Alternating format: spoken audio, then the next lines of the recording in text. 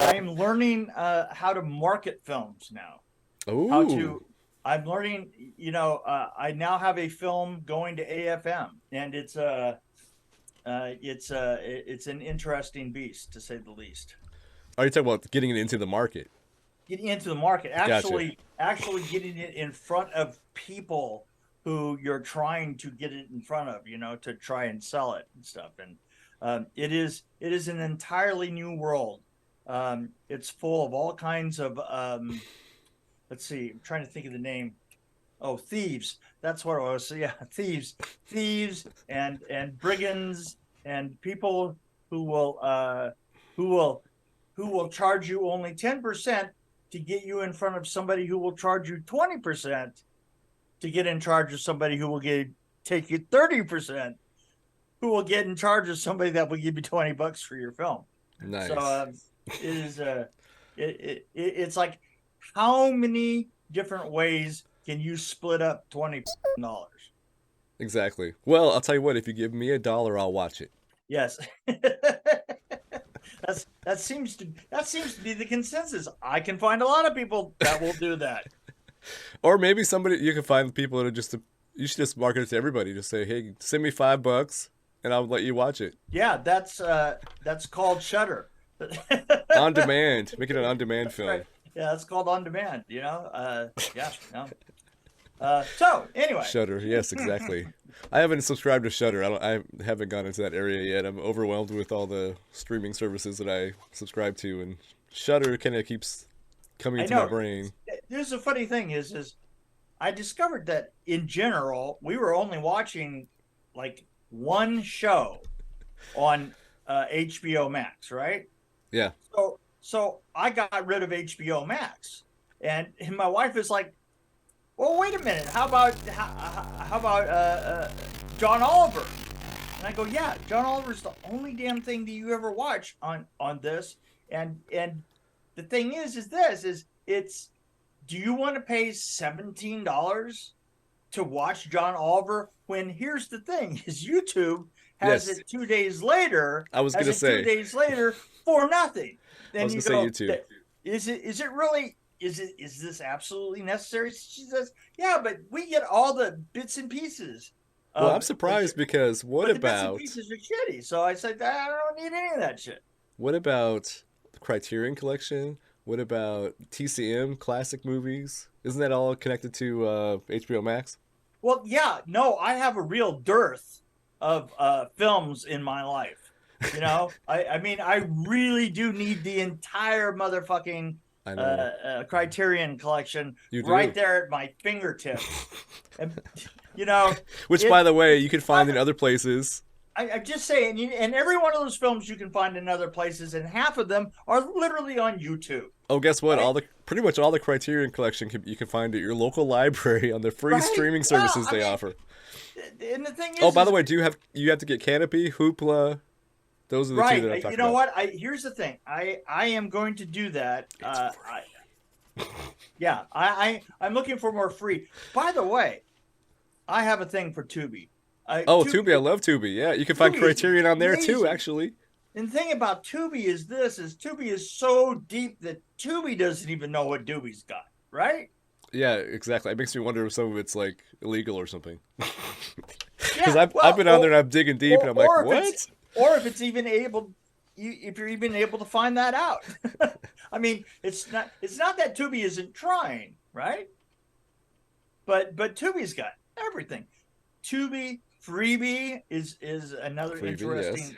Um, it's just there are so many. You can't possibly these days say to yourself, "Oh no, I have to pay $20 here in order to get this," and you go, "Really?" Because um, exactly how much time do you have to spend? Because Exactly.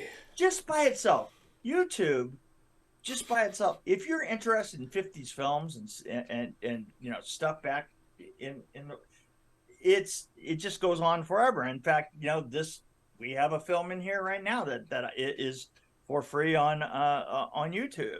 On Well, it's in YouTube, public domain, so that makes it it's in easier. public domain. Yeah, and we should segue into this. film, by the way. Um, what is the exterior that they use for this film? Well, so my intro was going to be very exciting. You ready for this? Go for it.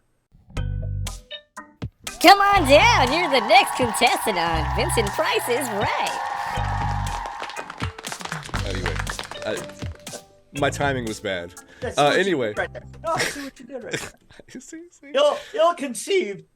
Actually, I like your segue better. Yeah, okay. It was actually that was one of my little tidbits I was going to share, which I knew you probably would know, and I have to visually. Look at it. Interestingly enough, I knew you would know this because not only did you work around Los Angeles, but you like architecture, and the combo was this Frank Lloyd Wright's most famous building. The movie was it was supposed to have been built in the late 1850s, right? Right. According to when they said the century, this house has been around for a century. So about 100 years, right? So 1850s it was built. The Victorian interior, and then Frank Lloyd Wright, 1925 on the outside. It's the Innes Brown house. Yeah, exactly. And then we're inside of the Victor, and then you go down into the basement, and the basement evidently was built as a set, and it's absolutely the basement. They kind of like imitated some of the block there to go with the outside, but at the same time they had the doors that were obviously the Victorian with it was architecturally a mess. It kind of makes you wonder, though. It kind of makes you wonder, it being such a low, and these are the things that I wonder. Low budget, right? How low budget was this? Because the set that's upstairs kind of looked like they borrowed it from another film. It did. And I kept trying to think of what other film I saw with the set. I'm not kidding. There was something that sat on my shoulder and went, man, you've literally seen that set before. And it's not like there weren't like at least half a dozen sitting in town on stages that you could use that were, that were always there. But it was a pretty horrible mismatch between the exterior and the interior. Because I turned to Paula and I went, wow, they're coming up to the Frank Lloyd Wright house. I said, I can't imagine the interior of that being any. I mean, I've been inside of that house before. I've shot there. I was going to ask you if you've ever shot anything there. There was a period there when I first got to town that it was not. It had not been. It had been standing. I'm not going to say it was vacant, but it had been used by theater groups. It had been used by everybody in town. Had used that house. And oddly enough, it's like everything in LA. You could go in it, and the furniture is still there. It was the same furniture that had been there, since because Frank Lloyd Wright built the furniture for it, right? And very rarely did anybody actually ever film inside of that house. But they certainly filmed the outside of it all the time. Right, yeah. However, I think that this was quite a mismatch. Totally. Yeah. Wait, I want to know what you shot at this house. Do you remember? Oh my God, no. I mean, was oh, I can't even. I'm trying to remember. I cannot, for the life of me, remember. I have a feeling that. Here's the thing. You have to understand that you will go on location scouts all the time, and location scouts always, you'll go to 4 or 5 location scouts for any given film, right? For any given film, any given location. And I don't even know where this house is. That's how many, but wow. I've been there many times. Los Feliz. Whatever that is. Yeah, the thing is that a lot of them are in Los Feliz. Here's the weird thing: if you're watching this on Amazon Prime and you go to the X-ray, it gives the exact address to the house. I'm sure it does. It's like, it's an incredibly famous house. Did this one start at the? No, this one isn't the one. I was watching another film that started at the Griffith Observatory. It seemed like everything went to this house. There were so many films that were filmed at this house. There were places that you would always wind up in a location scout, right? One of them was a couple of old houses that, like the house in House, was just off of, I think it's just off of 3rd Street in LA. And it was like that house was one of the ones that you always wound up at. You always wound up at certain places up in Pasadena, because there were so many older houses that had influence that looked like they were from back east. So many wealthy people would come to LA, and the thing is back east, you had to build your houses a certain way. You had to have steep roofs. You had to have like certain things that were related to weather. And the thing is the people that lived in those houses would make money and then move to the West Coast, and they would move to LA where the weather was perfect, and they would build those same roofs. And they would have all these weird looking houses. And that's what you could do on a scout, is you could go through and just see all these neighborhoods that were built by people who were from different places that their houses look like those places. That's why there are areas in the Midwest that look like, there's areas in LA that look like the Midwest. There are very few places in the Midwest that look like LA. Right. That's what I'm saying. Gotcha. I mean, you don't go to Maine. There is no place in Maine that looks like a 2-bedroom bungalow, Right. Adobe style, in downtown LA. See what I'm saying? Yeah. Well, we've had that conversation about alleys too. Yeah, right. Exactly. It's the same discussion, right? LA had it all, man. So what's interesting is what made me think of this movie is I have to give a shout out because my uncle, he was asking me about the podcast. He's actually one of our listeners. Every once in a while he'll text me. He likes it when we do older movies because he's an older gentleman like yourself. But actually a little bit older than you. Let me get this out of my back. No, but he asked me if we'd ever done this movie. I'm like, no, actually, it's been on my mind because it's one of the public domain movies I use as my background. And but he was talking about how he went to see this with my grandparents when he was like 9 or 10, and he said it freaked him out. And it's if you knew my grandparents, you would know that it's not really like them to want to go to this movie, but also take their 10-year-old kid with him was kind of even more beyond. That's crazy. But he said he was actually gonna go. He was gonna go rewatch this, and he was gonna try the Canopy route and see if it's on the library type thing. Yeah. But it's everywhere because it's public domain. So I was wondering if he sees it now, do you think he's gonna think it's as scary as it was when he was a kid, or do you think it's gonna be more like watching The Great Pumpkin? Yeah, Hey, I just watched Great Pumpkin the other day. I had a question about the Great Pumpkin. Is that exactly the same music as they used on the Christmas show?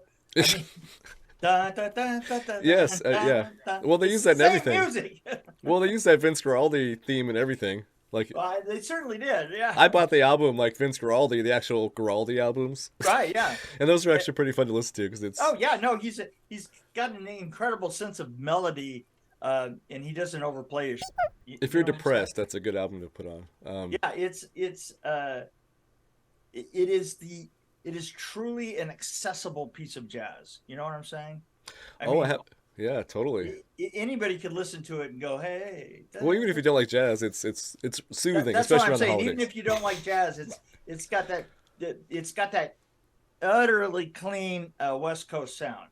That doesn't have a lot of swing in it. It's like just enough of it doesn't have like any offbeats or anything. It's just like da, da, da, da, da, da.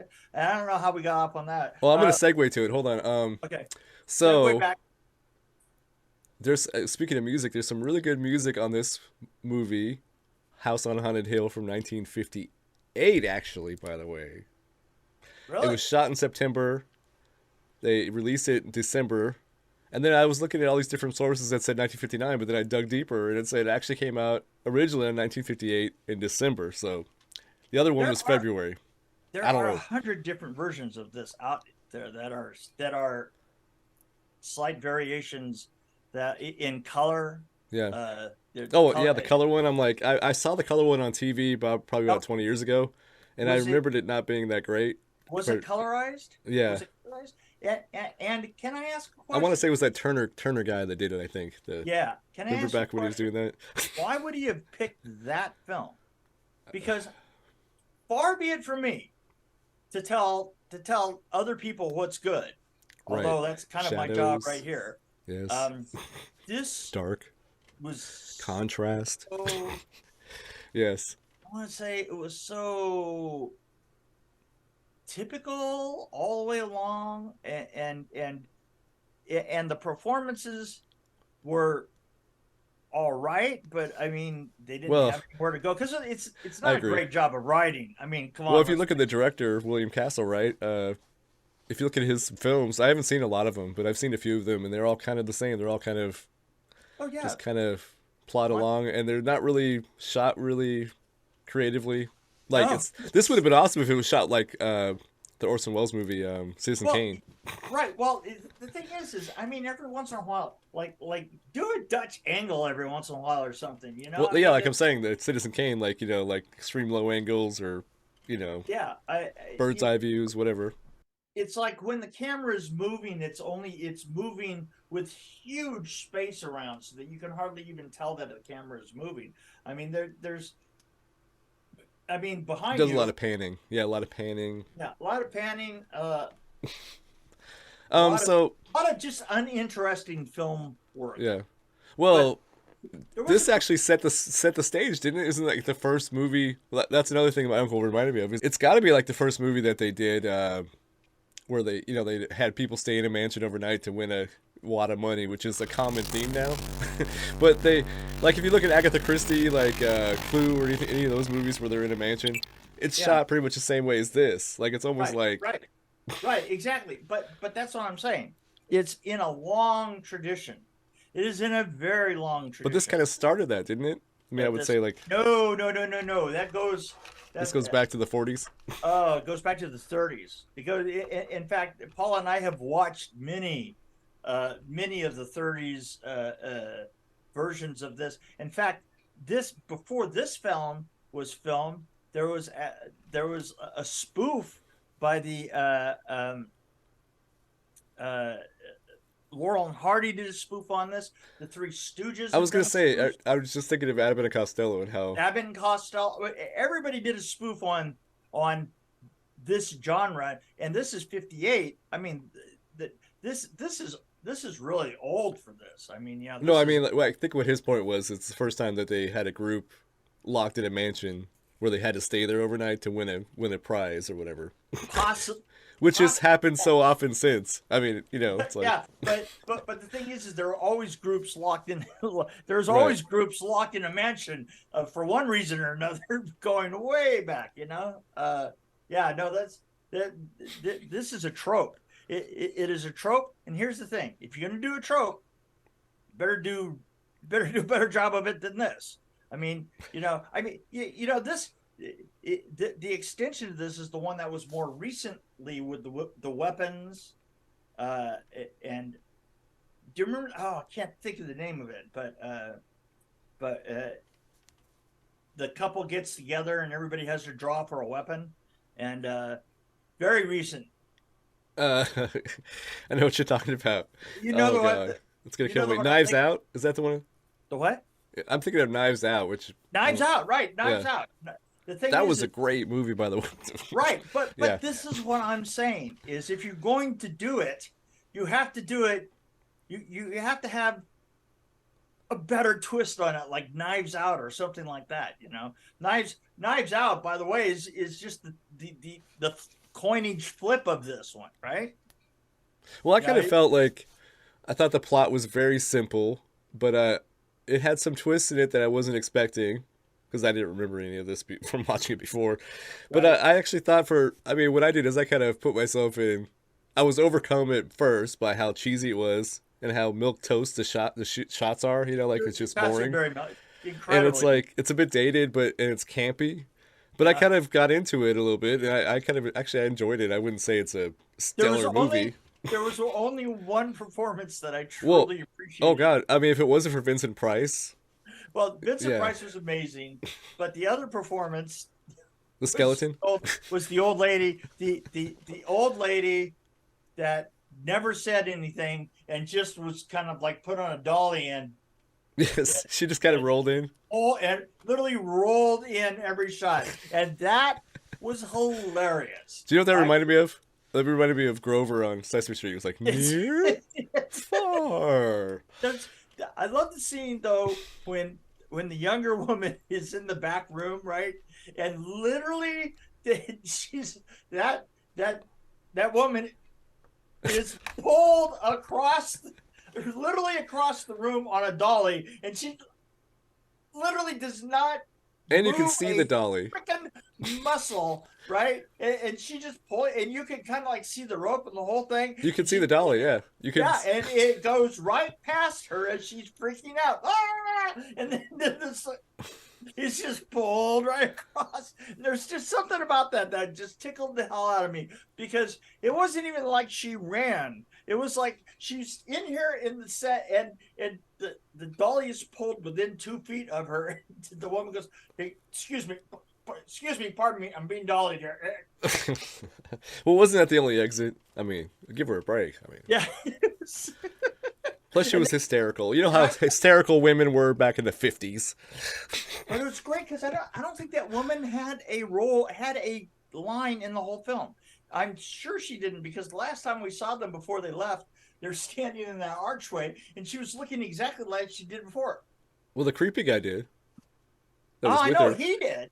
I know he did, but she didn't, and she was standing beside her hair done up, kind of like that. Oh, actually, the guy that played the family member, oh, what was his name? Oh, Alicia Cook, is that his name? Alicia. He played Watson. Mr. Pritchard is basically what he played. He played the guy that was a family member. He had family Right. members who died in the house. Oh, He's right. like seven Oh, of yeah. them died so far, maybe Yeah. more, seven, maybe more by the morning. But I loved his expression through the whole thing. Was this like kind of What's freaked funny out, is like? he is one of those guys that you go and get, But he right? made this face the whole time. I know, but he's behind you right now, and that's exactly the same face he's got on his. Yeah, that guy right there, he's a classic. He is. I've seen it before. Every 40s, 50s, 60s movie had like Let me him. guess, gangster movies with him going. Oh yeah, gangster movies, westerns. In the background. He was like he's the guy that read the. He would be a taco vendor on Mod Squad, right? I mean, he would be a taco vendor. Yeah. Get your tacos here. Yeah, tacos. Oh wow. Well, I can see that. Yeah. He's Yeah. kind of a No, character actor, like maybe like a Willem Dafoe, maybe. no, definitely the step down from William. He's the guy that you pop. He's the guy that's the pal of the other guy, or he's like the third gangster from the right. He's the one that gets the script that says third gangster from the right. Look angry. Yeah. Or he's the one that's that doesn't have an actual name on the script, right? Well, the skeleton was apparently in the credits, but Really? like as himself or whatever it was. Yeah. By the way, and I was going to ask you this: how is that boiling vat of acid doing? How's your boiling vat of acid I doing? literally was just about to say, what the hell? I couldn't get out of my head. Why is there a vat of acid, and why is it still full of acid? If it's been 100 years or But however what's long. great is this. What's great is this. Oh, I guess it's not 100 years because his family stayed there. Is that in a movie you would have to ask, right? I mean, come on. There's a vat of acid in Well, the basement. I Right? don't know. I've never really been in a creepy house like this, so there could be acid in every creepy house, I guess. Well, I mean, now I've upgraded here. I have two. Uh, but the thing is all I've got is vats of acid. I don't have a basement to put them in. I only have a bucket. It's a bucket. But it's portable. I can take it with me. Yeah. That's the thing that I loved. Is that there are movies that would like go through the trouble to say that this was a tannery. This was a tannery when my parents had a tannery in the basement. That it's been operating since 1825. Well, they tried to explain it. It was the wife didn't like the wine, so I don't know, some stupid story. Right, but that explanation, kind of like did a big disgusting vat of bad wine. It created more questions. That's what that discussion has at the end of it. All it has is a bunch of old wine, right? Right. I don't know how that wine turned into acid that would eat, acid that's going to eat up a skeleton. And then I started thinking about physics. Okay, so you throw something in there like a rat, which the scary mean guy, what was his name? Oh well, the guy with the thing just kind of nonchalantly picks up the rat, right, and drops it in, and then the skeleton, the full skeleton still attached, floats up. It's Vincent Price that throws the rat in, right?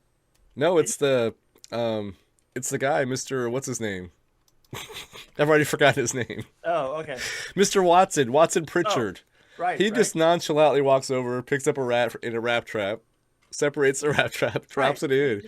But I was confused by the whole skeleton floating up together, like in one piece. I was like, so would it float? And then would it be in one piece? I had multiple questions. Well, there was, yeah. But anyway, I tried to take myself back into the time. I was like, okay, I'm 10 years old. I'm my uncle. I'm sitting with my parents, and they are dressed probably. My grandma probably made my grandfather wear a suit. She had a dress on. I'm watching this, and I hear these noises. I'm gonna try something new here. I hear these noises at the very beginning.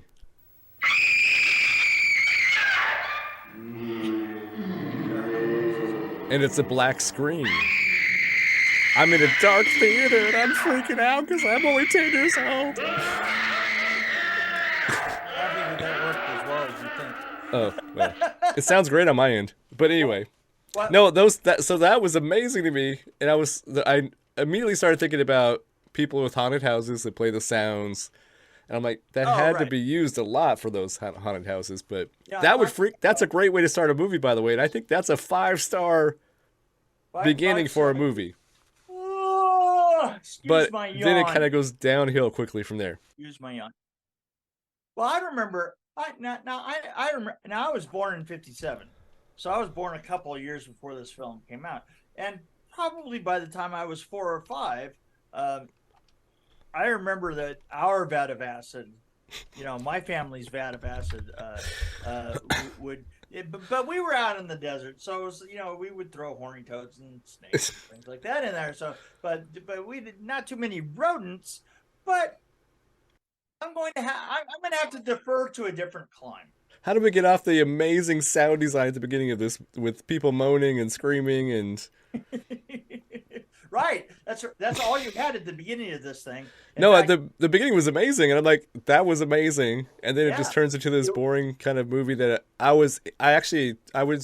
maybe not boring. I actually enjoyed this movie. Actually, I think I enjoyed this more than you did. Obviously, I think that you did. But really, Vincent Price carried me along through the whole thing, and then I enjoyed how campy and silly it was. And then also I was reading like trivia about this, and like. It was, this William Castle, he's known for the Tingler, right? So he and Vincent Price had a two film agreement to do this movie, and then the movie after this, the Tingler. And they used these gadgets for both movies. So one was like the skeleton. Right. I can't remember what he called it. But they would, when the skeleton would show up, it was called Emergo. Emergo. So they had the skeleton rigged up to fly over the audience. Oh, okay. When the skeleton came out. So it was like, when you were sitting in the theater, the skeleton would fly at you. And so I guess... Single, right? No, that was this movie. Oh, okay. And then apparently some local kids in different areas found out about it, so they brought like slingshots and threw rocks at it, so they stopped doing it. And apparently they still use it. They still have the original equipment, and they still use it for like special presentations of this movie in the theater. which I would love to go see. But also Tingler. So you know about Tingler. Most people know that they put vibrating seats where they hit a button when people are screaming. Right, And absolutely. then they right. planted people in the audience to scream, which I think is amazing. But Oh yeah, yeah. It's if you've seen John Goodman's film, oh yeah, that's a great movie. I know what you're talking about. I'm blanking on the name of it though. Is it Matinee. Matinee? Yes. Matinee. Yeah, his film Matinee is basically based on Castle. Yeah. So I'm thinking of William Castle and like, okay, he must just be his most of his movies. I was looking at his list, seem kind of they remind me of Roger Corman. His list looks like Roger Corman, but it seems like he's more gadgety. Like I want to do some crazy in the theater. I mean, it's like who thinks of that when they're. It's funny is I can really tell the difference between Castle and Corman though. Is Corman is a more creative director. Corman stuff. I mean, you can say a lot about Corman. Well, doesn't Corman involved with the writing a lot? So I mean, yeah, they're written a little bit. I'm not better. sure Castle's involved. They usually a set of scenes will be built around a shot, and you can tell. Castle stuff kind of reminds me more of the Hammer films. Hammer films or the 30s, just very common shots and not very many close-ups. Like the scene that we're seeing behind here, we almost see that entire thing. It's just done as a long shot, which I can understand. It works because it works as a long shot and a close-up, but at the same time, he uses a lot of it. Do you think it was like a TV, somebody who's shooting for TV? Because it's shot like a TV show. Yeah, that gives me that feeling. But you open up with a long shot, close up, long shot. There were a lot of directors that there's something to be said for being able to know which scenes you're going to use, which setups you're going to use, and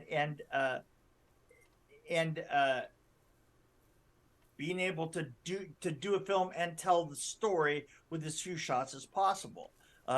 It's just that his shots suck.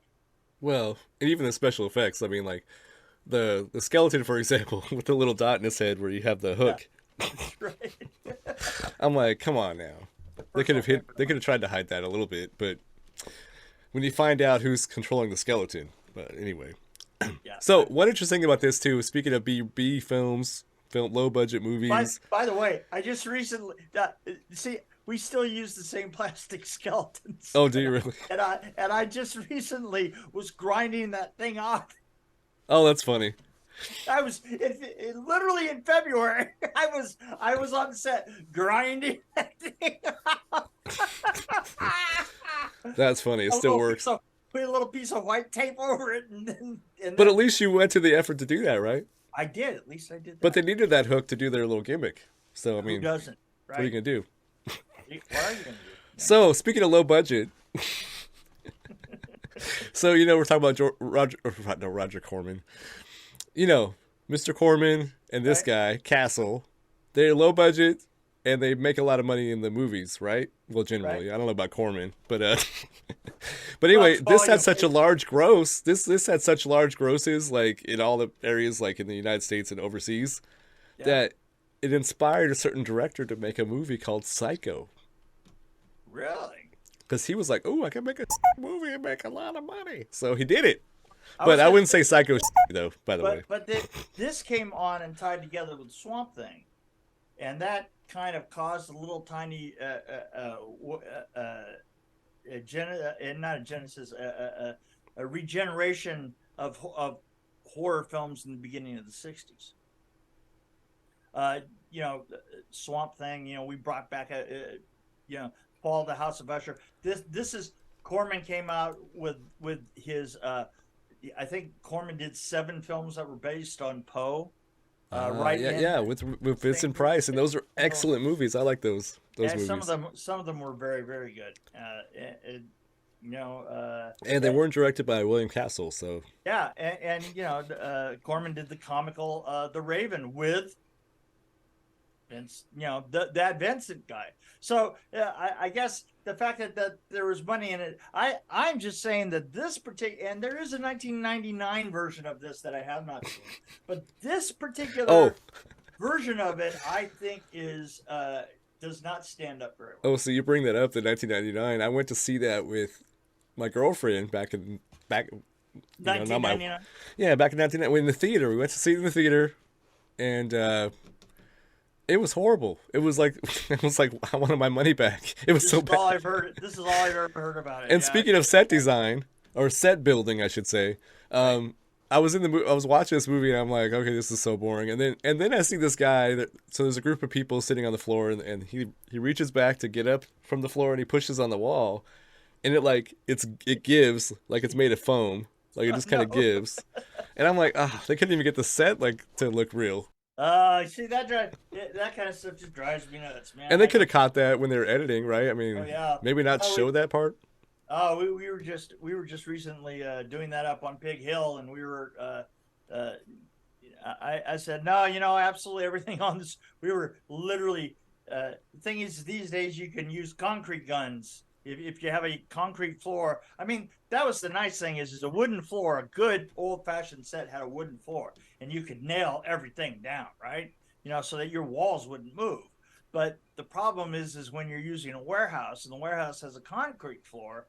But these days, you just take a whole bunch of concrete, those blue-headed screws and and away you go.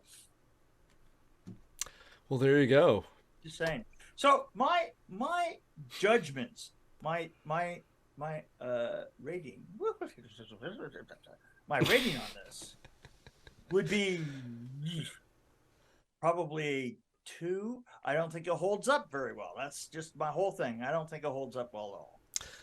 Well, as a Svengoolie fan and cheesy things like Up All Night with Gilbert Gottfried, if anybody remembers that, I actually kind of got into this. I got over the fact that it was a cheesy movie from the 50s that wasn't shot very well, and the plot was very weak. Vincent Price was stellar. That guy right there was amazing. I thought he was pretty good. He is. He's those two were kind of anyway. The acting was okay, but there were a few standouts. The scary lady, she was good.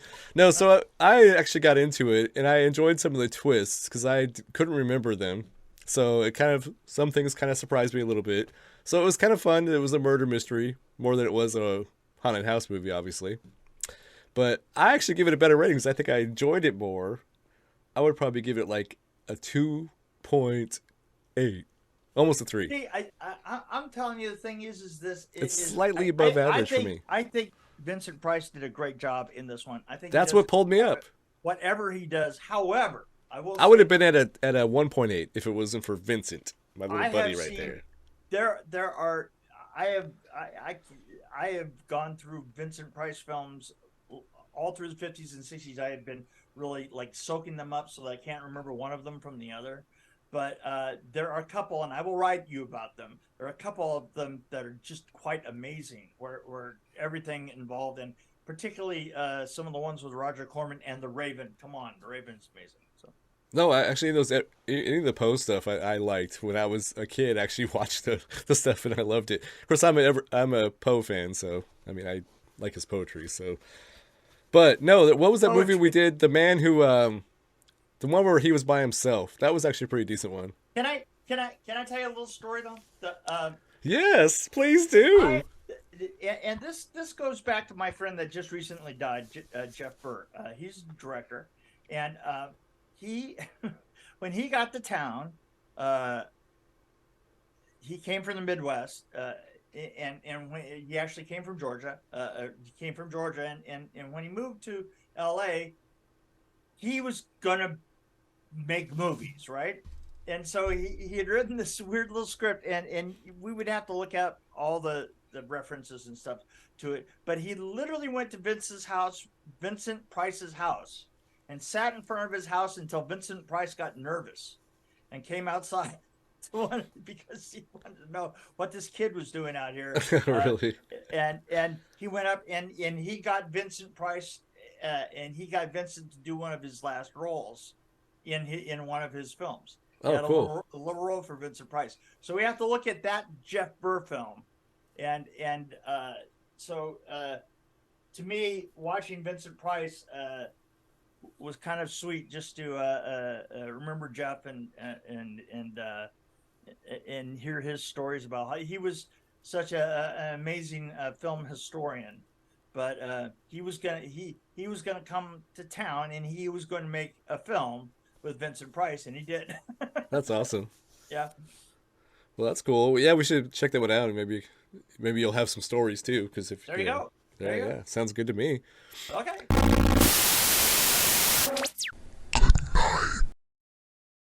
E